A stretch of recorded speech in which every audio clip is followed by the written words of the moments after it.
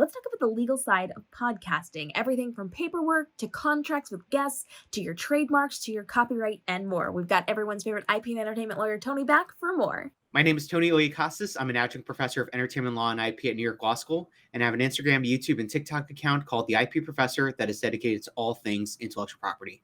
Tony, you've recently launched a brand new podcast, and today I want to talk a little bit about the legal side of a podcast. So let's take a look at what we need to know to make sure we're legally protected getting into creating a podcast and then working with guests and other people on our show. So when it comes to creating a podcast, what are some of those first legal steps we need to take in terms of paperwork? Well, first and foremost, you want to know basically who's going to be involved in this endeavor. So, of course, if let's say you're doing the podcast on your own and you're going to do all the editing, you're hosting yourself, obviously it's going to be a one-man show. But if you bring in a co-host, I think having some type of mutual understanding between you and the co-host as to who's going to own the copyright is going to be important. You know, in my case, I have my podcast with my co-host, Evan, who he and I mutually understand that we both share the copyright to the works of authorship that we create. Thankfully, we don't outsource our work to somebody else to edit the work. If that were the case, then the person also editing would be a co-copyright owner with us. A lot of co's there. A co-copyright owner with us, and we would essentially have a lion's share of the ownership rights of those assets. And so, if you're a podcast creator and you know you're going to have two co-hosts, you're going to outsource your editing, let's say, to a specific sound engineer. Let's say you even have a social media person, so on and so forth. If you outsource the content creation, the production side of it, the post-production aspect of it, it's important to know who's going to have, again, the copyright interest and who's not. If the people that are working behind the scenes, like editing clips and posting it on the platforms, if they're not going to have any say in terms of having a copyright ownership, then making sure that you have a contract laid out with them, even if it's for free or if it's for some mild consideration, whatever it is, laying out that they're just doing this as a work for hire and that in no way, shape, and form is their participation or contribution in this an indication that they're going to own the copyright to it. That's something that is important to lay out in terms of having those terms finalized. So I would say that's kind of like the heart of the legal contract side of it. Of course, when you have guests on, getting their permission to exhibit their name, image, and likeness, especially if you're going to have a video component to it, is going to be imperative. So some type of release from that they would sign that consents to their likeness being used in a podcast is especially imperative. I would even venture to say that, if you're going to use them for promotional purposes, also getting that permission laid out is especially important, because what you don't want to do is necessarily use their likeness to garner views and likes and get some stats going without actually asking them if it was okay to even do so in the first place. So having those permissions laid out is imperative.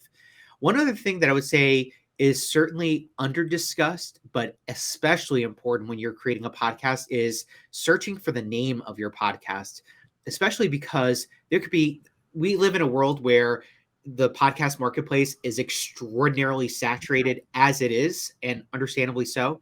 But there are certain subject matter, certain topics or genres, if you will, where the discussion of certain, those topics are under discussed. So, in my case with my podcast, yes, we live in a very oversaturated podcast world, but there are rarely ever any entertainment law podcasts. So in our case, we decided to jump into that. Evan and I decided to jump into that, and we did research rigorously to verify that the names that we were coming up with were not already taken. And sure enough, a few of them were taken, but not in the context of entertainment law. They were taken in the context of other entertainment-oriented podcasts. Once we found a name that was good, then we were good to go. Now, the reason why I'm talking about this is because there is a world where podcast owners can create a name of their podcast, take that name and register it as a trademark in the U.S. Patent and Trademark Office. So if I started creating a podcast that bore the name of another podcast that was federally registered as a trademark in the U.S. Patent and Trademark Office, now I've got a trademark infringement matter in my hands because I'm a podcast. The other registrant is a podcast. I'm doing it in the context of entertainment law. Let's say another podcaster is doing it just strictly in the context of the entertainment industry that could include the law. That itself breeds a ripe opportunity for consumer confusion that could be the start essentially of a trademark infringement matter. So doing the research, verifying all that, and once you have a name and you know definitively that it's not going to infringe on another podcast name, then you're pretty much good to go at that point. So I would say that that's kind of the heart of it. There may be other little ancillary issues that come up. So for example, if you wanted to use, let's say, a brief soundbite of let's say an interview on the podcast, asking yourself, could that qualify as fair use?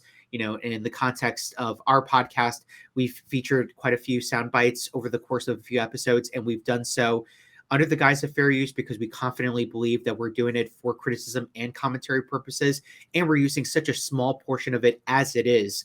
We're not doing it for the sake of taking it and saying that it's ours. But those little ancillary issues can come up for other podcasters. But at the end of the day, I think that what I've discussed are essentially the heart of the legal issues in the podcast world. And I think it's really important to point out that when you are searching for something like a name for your podcast, it is wise to make sure you're checking to see that no one else has something similar so that you are not getting the exact same name or something too similar that might confuse your audience, even if it's in a different genre or different area of the podcasting world. You want to make sure that you are aware of who else is out there so that you don't have any problems marketing yourself or having some weird cross promotion going on with them that you do not want. But Tony, that begs the question when it comes to doing things like naming episodes, if we're going to the path of naming episodes rather than just doing numbers, do we need to be aware of what other podcasts are doing so it's not too similar to their episode names, or are those kind of a safe space to be? Yeah, that's a great question. And I would say that podcast names, I think, are in the clear. I don't see a world where, and this would be like extraordinary, but I don't see a world where a podcaster is going to take every single episode name and register that as a trademark in the US Patent and Trademark Office. That would be extraordinarily tedious and extremely expensive. But even if we were talking in the context of copyright law, just strictly copyright, copyright never protects titles.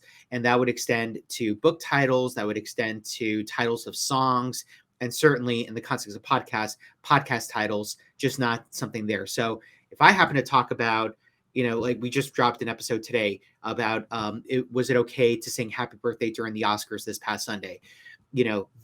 If there's another podcast that says, is it okay to sing happy birthday, and just left it at that, even though, they may be subject wise similar, at the end of the day, the titles that they share similarity in is not enough to enforce some type of infringement.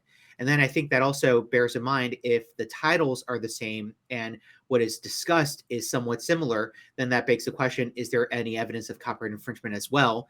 I'm of the mindset of it, kind of like it depends. That's the classic lawyer answer. But if I talked about, with Evan, the happy birthday song being sung at the Oscars, and somebody else talks about the happy birthday song and its history, we're both talking about essentially the same topic, but we're expressing it in different manners. And that's the heart of the idea expression dichotomy in the world of copyright. You can have ideas that are ideas are never protected under copyright law. But if you have an idea to talk about a similar subject matter, but each person expresses it in their own manner, that's where you don't have evidence of copyright infringement. Now, if there's clearly some type of consistency between both podcasts, now you've got clearer evidence, I think, of at least an inquiry for a copyright infringement claim. But at the end of the day, there might not be much argument there in terms of an infringement claim, or at least a valid one for sure.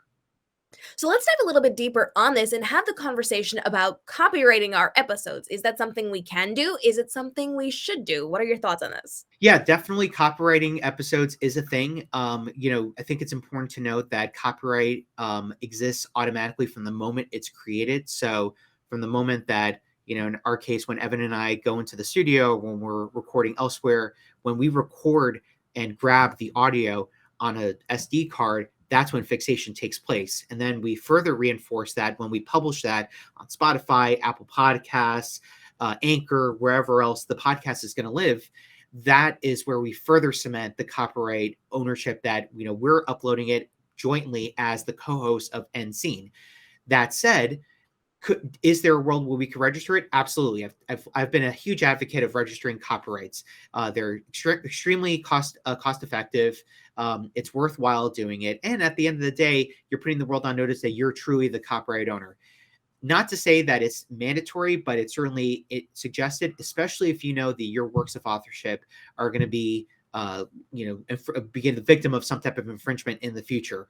A lot of people do take the measure of registering their copyright across the board if they are frequent victims of infringement or if they anticipate that an infringement is going to come. So if you're in that space where you just want to protect it, give yourself a little extra oomph in terms of protection, then go for it by all means.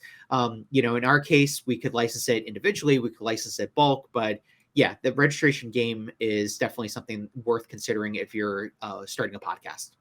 And do you feel like because podcasts are coming out typically on a weekly basis, that is something that they should start immediately if that's something they choose to do? Or do you feel like they should wait to see if the podcast has legs and they're going to continue forward with it before jumping into the world of copywriting these individualized episodes?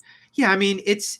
I think it depends on each person. I wouldn't say that it's something you have to do right away.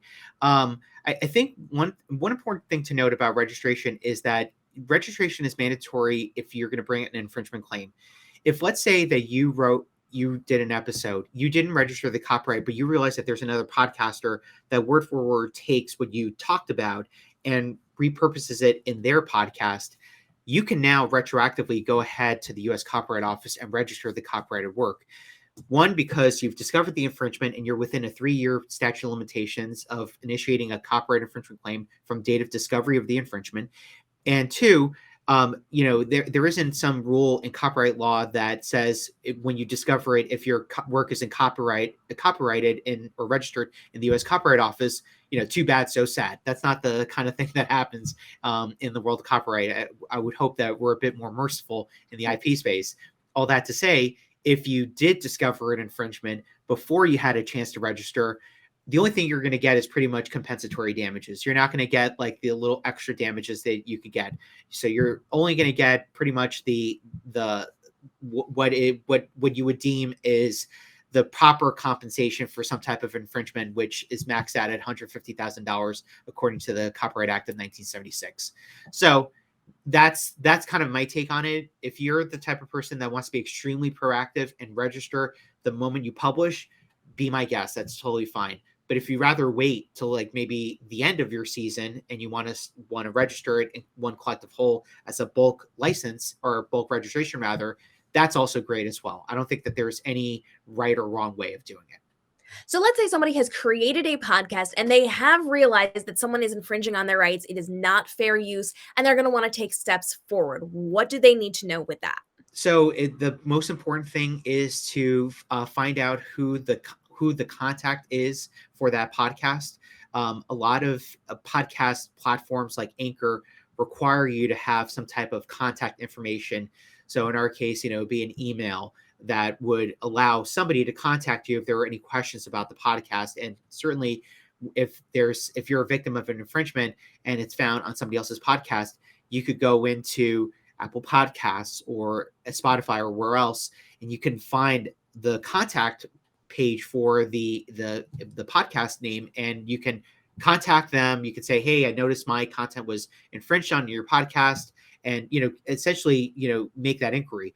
I'm not entirely sure if DMCA takedown notices are even a thing on some of these platforms, because the way some of these platforms work, a podcaster posts, let's say through like in my case, we do it through Anchor, and we connect our RSS feed, which is essentially the feed that transmits our title, our description, and the actual audio to the entire podcast network.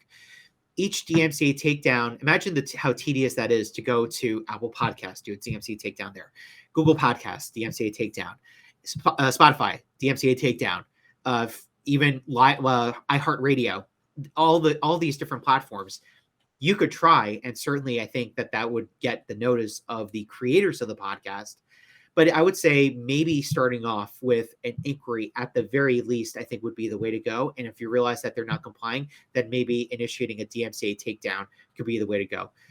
If you rather do the DMCA takedown process first, I think collecting all the information to verify where the podcast is located may be the way to go. So, saying, are they only available on Spotify and Apple Podcasts, or are they available on other platforms? Collecting all that information, then doing individual DMCA takedowns for each of those platforms could be the way to go as well. But yeah, I think it's going to be case specific more than anything else. That makes a lot of sense. And because you are just jumping into the world of podcasting, let's talk a little bit about your podcast. What do we need to know about NC? So, NScene is a brand new podcast that, ironically, a former student and I started. My former student was Evan Narr. He took my IP and entertainment law class when I had first started teaching at New York Law School. And when he graduated, we became very close friends because we share an affinity for comic books and pop culture, entertainment, music. So, he and I regularly talk about all things entertainment and pop culture related. And it just happens to be we're both lawyers. So, we thought he randomly texted me at one point in November and said, "Hey, we should start a podcast." So we kind of got the blueprint going. We figured out some names, and we only recently launched it about 5 weeks ago. We're 5 episodes in. We've been hitting a lot of great topics, but essentially, it's the way we've been marketing it is that it's a podcast geared for lawyers and non-lawyers to at least understand and digest how the entertainment industry works from a legal perspective. So we discuss everything from movie rights issues to intellectual property matters. And our hope is that we can expand that across the board with a variety of different other areas of the law that truly permeate in the entertainment industry. So it's NScene, an entertainment law podcast that's hosted by Evan Narr and myself. And we typically drop every episode on Friday, although there may be a day like today where we dropped it on a Thursday, but definitely check it out on Spotify, Apple Podcasts, wherever you listen to podcasts. What's your one piece of advice for someone just jumping into the world of podcasting? I would say don't be too hard on yourself. And I think that it sounds so cliched, right? But it's the kind of thing where you need to know that if you made a mistake, it's okay. It's absolutely fine. And normally, the way things go in life is you make a mistake, you pick yourself back up, and you learn from that mistake. And certainly, I think that that is very true with podcasting. Just to give you an idea, when I first started podcasting, Evan and I never really knew how to work a soundboard, and certainly we figured it out over time. But it's the first time I have to wear headphones and I have to put on go to microphone. And for the first few episodes, I was pretty far away from the microphone because I couldn't stand hearing myself so loud, and I felt that other people wouldn't like that. Now it was fine because it came out great in the end when I was editing, but I learned, hey, maybe if I talk closer to the mic, I can have a more intimate conversation about these subject matters. And actually, I feel now way more confident going close to the microphone, talking about everything that we talk about. So I think that those mistakes that I've learned through even just 5 episodes in, I'm bound to make a couple more mistakes here and there because I'm not perfect. But I think that that's important that I learn from those and I use that to my advantage to grow and become better at it. So I would say that that's my biggest piece of advice for anybody considering a podcast. And I think the beauty of podcasting is that you always have another chance. Next week, you get to film a new Exactly. episode, so those mistakes get to get corrected and you learn and grow from there. And if you want to continue to learn and grow, drop your questions for Tony down below. He's coming back for more episodes to keep us legally protected in the IP and entertainment space. So make sure you drop those down below. And if you got questions on podcasting, now is the time. We're actually having on more guests to help you level up if you're starting a podcast in your business or you're trying to grow the podcast that you already have. So we want to make sure we get those answered for you. And as always, you can hang out with Tony over on his social medias and listen to his brand new podcast. So Tony, where can everybody find you? You can check me out on Instagram, TikTok, and YouTube at the IP Professor, and you can check out NScene Pod, an entertainment law podcast, weekly on Apple Podcasts, Spotify, or wherever you listen to podcasts. We're continuing our conversation on how to podcast and thrive in the space. So go ahead and drop your questions down below. We've got lots of guests coming on. We've got lots of really good information coming out, but we want to make sure we get your questions prioritized in this series here on the channel. So let us know what you're worried about, what you're stressed about, or what you're uncertain about in the podcasting community down in the comments below. And hit that subscribe and notification bell because every single day we're helping you to level up on your social media by marketing your brands, marketing your businesses so you can make more money online, but spend less time doing it. We'll see you in the next episode.